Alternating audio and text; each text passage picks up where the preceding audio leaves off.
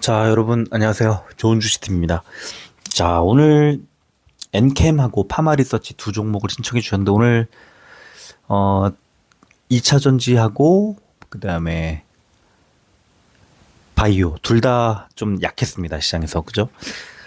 오늘 시장에서는 한미 정상회담에서 나왔던 여러 가지 너무 많이 나오긴 했지만 뭐 일단 자동차가 급등을 했죠. 관세 협상 타결 때문에. 그다음에 뭐 방위 산업 얘기도 많이 나왔고 북한과의 관계 뭐 이런 것들이 좀 어그러진 얘기도 좀 나오고 그래서 그런 것들이 좀 흔들릴 수는 있겠지만 다시 또 평화 어떤 한반도의 평화 관련된 협상을 추진할 의지도 좀 오늘 나왔던 것 같고요. 골고루 오늘 시장의 분위기는 나쁘지 않았고 SK 하이닉스가 급등을 하면서 이제 어닝 서프라이즈가 나왔는데 오늘 장 마감하고 이 녹음하기 얼마 전에 우리 회원님 한 분이 SK 하이닉스가 더 갈까요? 그다음에 뭐 알테오젠이 실적 발표 이후에 어떻게 될까 이런 것들을 이제 물어보셨는데 종목을 신청해 주시면 좋았을 걸. 종목 신청은 하지 않겠다고 또 단호히 말씀을 하셔서 예, 제가 제 의견을 드리기는 했습니다. SK 하이닉스는 오늘 실적 어닝 서프라이즈가 나와서 주가가 올랐을까요? 아니면 어닝 서프라이즈가 나올 것들을 기대하고 그런 이 실적을 기대하고 미리 올린 다음에 오늘은 이 다음번에도 내년에도 1분기에도 4분기에도 잘 갈 거야. 이런 기대가 반영됐을까요? 후자였을 거예요. 선반영을 하니까요. 네. 그래서 오늘은 어닝 서프라이즈가 나와서 올랐다기보다 미리 올렸어요. 주가를 다. 그동안 오른 건 이번에 어닝 서프라이즈를 기대했던 건데 앞으로의 주가 가이던스가 굉장히 좋게 나왔고 시장의 평가가 후하고 이런 것들이 반영됐을 거라고 저는 생각합니다.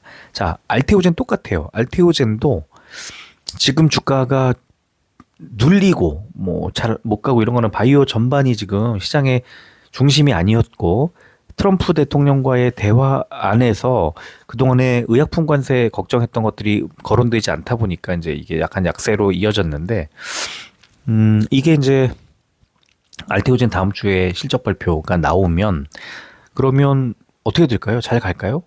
실적 발표가 나오는 게 아니라 그 다음번 실적에 대한 기대, 그다음에 시장이 컨센서스가 이제 합의가 돼 있는 시장의 컨센서스에 어느 정도 부합하는지, 뛰어넘는지 뭐 이런 것들이 중요하다고 보는 겁니다. 그러니까 오늘의 실적이 오늘의 주가를 좌우한다기보다 오늘의 실적은 그동안의 주가가 이를 뒷받침하는 거고 더 잘 가고 못 가고 하는 것들은 오늘의 이제 주가의 흐름은 다음 분기 실적 기대감 이런 것들이 반영돼야 되는 거다. 이런 말씀을 좀 먼저 드립니다. 자, 오늘 두 종목 신청해 주셨죠? 엔캠하고 파마리서치 하나씩 살펴보겠습니다. 엔캠 오늘 주가가 4% 가까이 크게 빠졌습니다. 아깝습니다. 지금 2차 전지의 급등 상황에서 엔캠은 못 갔고 자, 우리 엔캠 이제 저는 오늘 매도했다가 다시 매수를 했어요. 그 이유가 또 이제 좀 이따가 설명을 드리겠지만 SKC는 잘 갔습니다. 우리가 매수한 종목들 중에. 코스피와 코스닥의 흐름 어떤 분위기 뭐 이런 것들이 반영된 거라고 볼 수도 있을 것 같아요. 수급 보면 외국인의 매도 때문에 이런 결과가 나왔는데 거래량이 뭐 54만 주밖에 안 나와서 이 정도면은 하락이 마무리되지 않을까 이렇게 기대할 수도 있을 것 같습니다. 자, 일봉 볼까요? 240일선을 돌파한 다음에 살짝 돌면서 이틀 연속 음봉이 나왔고 음봉이 나왔는데 주가가 93,700원 지금 보여드리진 않겠지만 241선이 93,500원입니다. 자, 241선을 안 깨고 버텼네? 그러면 주가가 반등하겠죠? 저도 241선 더 안 깨지는 걸 보고 매수 그리고 결과적으로 안 깨졌습니다. 저는 93,000 많이 빠져야 93,000원 정도라고 보고 여기서는 반등이 나오는 게 정상이다. 이런 생각을 가지고 있습니다. 됐죠? 네. 파마리서치 두 번째 종목 오늘 4% 넘게 하락하면서 거래량도 25만 주가 넘게 나와서 좀 걱정됩니다. 자, 파마리서치의 하락의 중심부에는 기관 매도가 엄청난 쏟아져 나온 기관 매도, 특히 금융투자가 집중 매도를 했습니다. 그러면 좀 더 빠질 가능성이 높은데 외국인은 또 쫙 올렸습니다. 그러니까 기관이 외국인이 매수한 양을 뒤덮을 만큼의 매도가 쏟아졌다는 뜻이고요. 거래량이 터지면서 주가가 빠졌기 때문에 50만 원 가까이까지 밑으로 더 내려갈 가능성이 높다. 자, 일봉 볼까요? 121선이 쭉 올라오고 있는데 121선에 한번 버텼다가 이달 초에 반등이 나왔다가 61선에 부딪히면서 빠졌죠. 그러면서 121선을 하향 이탈했던 지난주 금요일, 네, 그 이후 월요일, 오늘 장대음봉. 이거는 추세가 완전히 꺾였고 더 빠질 거라는 뜻입니다.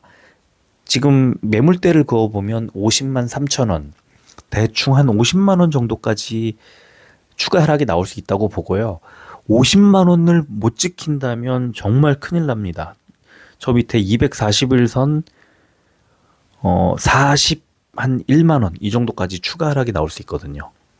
추가 하락이 나올 수 있죠. 예, 어떤 종목이라도 뭐 얼마든지 빠질 수 있는 거니까. 근데 저는 50만 원이 40만 원대로 깨지는 건 좀 쉽지 않을 거다, 어려울 거다 이렇게 봅니다. 그래서 50만 원 정도 또는 어쩌다 뭐 49만 원대 이렇게 빠지면 오히려 매수를 한번 해보는 게 어떻겠느냐. 단 손절가를 정해놓고 또 분할로, 예, 분할 매수로 그러면 된다 이렇게 말씀을 드리는데, 다만 가지고 계신 분들은 지금 이 50짜리가 깨지는 순간 이거 비중 못 줄이면 크게 하락할 수 있어서 음봉 나올 때마다 비중을 약간씩 줄여놓는 게 좋지 않을까 싶습니다. 지금 불안한 장세가 이어지고 있다.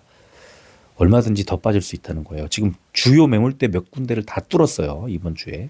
그게 이제 좀 좋지 않은 징후가 나오고 있고요. 50만 원 정도에서 바닥을 잡을 확률은 저는 한 60% 정도라고 봅니다.